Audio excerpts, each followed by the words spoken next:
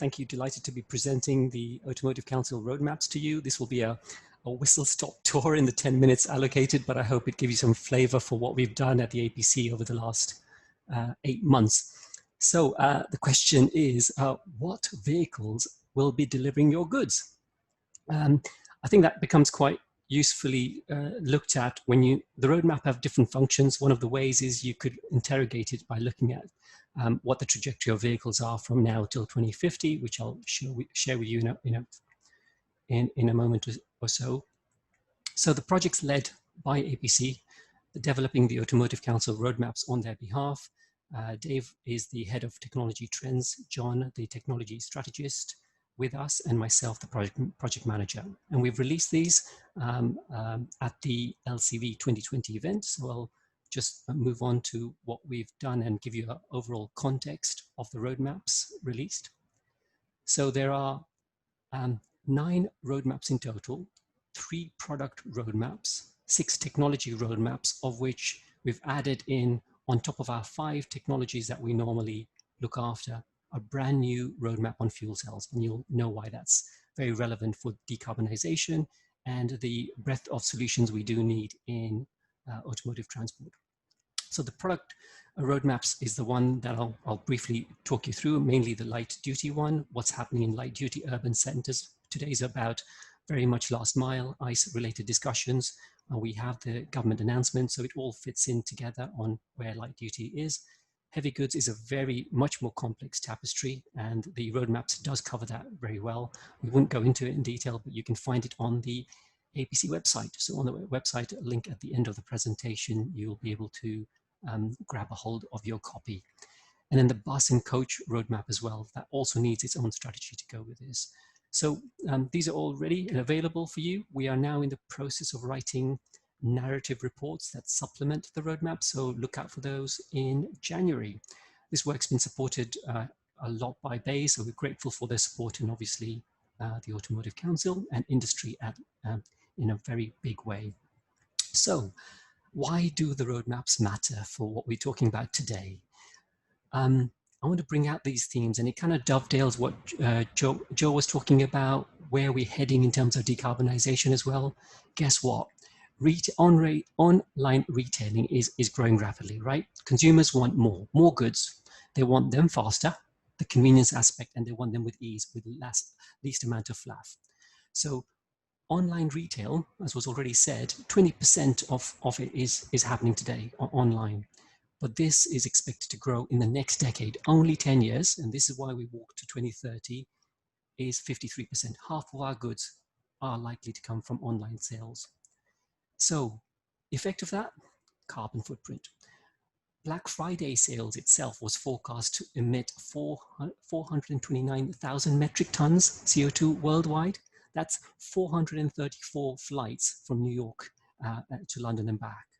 And you can imagine Christmas coming up. The 3 days over Christmas calculates to be 650 kilograms of CO2 per person. That's 1,000 Christmas puddings and 5.5% of your total annual carbon footprint. So the tricky balance, as we all have been talking about, is consumerization. Mass amount of effect there. That's having an effect on goods and therefore transportation. And this is why we're here, to discuss the social responsibility aspects of it and decarbonisation.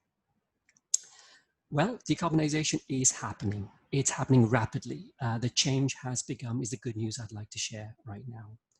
Not just from the government's policies aspects, but what industry itself is responding to in the goods industry in specific terms. Although passenger cars is something we speak about regularly, Royal Mail has spent the last year trialling several new platforms, and we have Arrival with us. You'll notice Arrival vehicles are also part of that trial fleet. 100 electric delivery vans across 18 locations already with the post office. Amazon just bought this year 1,800 electric vehicles. These are mainly Mercedes vehicles. Electrification like we've never seen before. They are part of a climate pledge. They want to get zero carbon even before 2050. This is a 10-year ahead plan to bring decarbonisation to 2040 for them. And DPD, a shining light within the UK, over 700 electric vehicles in their fleet already. This is 1 million parcels a month being delivered by EVs. There were only 130 EVs in DPD at the start of the year, and now we're at 700. So it's the biggest, greenest delivery fleet in the UK. And that's their depot in, and the mixed mobility vehicles as well is quite interesting for me. So how do you transport different styles of goods with different depot structures and last mile inclusive? And that's there. So moving on to the roadmap itself, what I wanted to share today was also a perspective, a context by which we are now addressing these challenges within industry. And it's really helpful to look at power and energy. So power and energy principle moves us away from the ICE conversation into what does the vehicle need to do, and therefore sometimes needs us to rethink what is the propulsion solution most relevant for it. Of course, we know electrification, electric vehicles have a place all the way through, and we can map that out. So we took the time with industry workshops to work out the light duty vehicle concentration, the heavy goods off-highway vehicle concentrations, and the buses and the coaches. And you'll see this in the green, gray, and the light blue colors there. And what's clear is that on the low power, when you have little demand for power, acceleration is low, or the amount of work that your vehicle has to do for transportation is low, that's low. High power, you've got to do a lot of work with your vehicle. So it could be a 44-ton truck or a big digger. And then energy is about how much you store. What you can quite quickly get is battery solutions on the lower quadrant very easily. But as you move upwards, you're challenged by how much battery you're carrying and the weight penalty it comes with, and payload space it carries, to the power it requires as well to manage that. And therefore, hydrogen economy, fuel cells, other options like even a clean combustion engine, is that really possible, has come out of our roadmaps. So the way we do that is we present that all on 3 product roadmaps. I've just shared with you light duty, heavy duty buses. I'll give you a rough idea of how one of them looks, and then you can take the journey to look at the others yourself on the website. But we also we have 6 rich technology roadmaps, which are separate on the APC website as well. So the structure is a 3-page layout. The first page layout is orientation. Where are you? We've structured this very differently, so we've taken the time to say we build this up into 3 main types of classifications here. For urban mobility, which are typically low power and will be exposed to 0 tailpipe, really stringent CO2, where does the trajectory lie?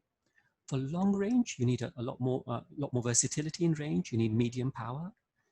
Those will be net zero capable, so therefore they can have a mixture of electric or other solutions available. And then the high power vehicles, high power both on performance vehicles, but also on torque. Towing vehicles, big pickup trucks, those are the kind of examples there. So we first have an orientation, then we go to the roadmap itself. It's a chevron roadmap. Per each type, urban mobility, we walk through where ICE technology is, and then we'll cease to be very relevant, as you know, where low power BEV vehicles, these are these new last mile vehicles, some of which have not even been created yet, or not out on the road, are starting to happen. The conventional BEVs, and then the possibility of having fuel cells later in the trajectory when the cost is about, or cost and infrastructure allows it to be sensible against a BEV market. And then we walk into long range mobility as well in the same guise. ICE, BEV have a different trajectory, but fuel cells come in earlier, and then the high power, high performance as well. And throughout the roadmap, we've created a new theme called energy source, energy carrier at the bottom. So ICE fuels, we're referring to sustainable fuels. We're talking about fuels which are net zero compliant. We have electricity, obviously needing to move from where we are right now to more renewable, completely renewable, ubiquitous supplies of electricity. And hydrogen itself going to supply increases, but moving away from blue hydrogen, more methane reforming process, steaming process, to completely renewable green hydrogen to support that plan. And then, and basically, lastly, that last page is about enablers and drivers. So you can look at that with time. Roughly speaking, we've had to go from a 2017 roadmap to a very different 2020 roadmap this year, and for all of them. for reasons mainly about the drivers changing and the structure needing to express these needs, these market needs that we've been talking about today, to a variety of audience who could take these and make these real and possible. As Jim's just said, there's challenges and we need to overcome these. So from net zero ambitions, decarbonisation, a lot has to be done, and this is why we've created the roadmaps. I hope you find this useful and you'll be able to take the time to look at our website where you can download these roadmaps.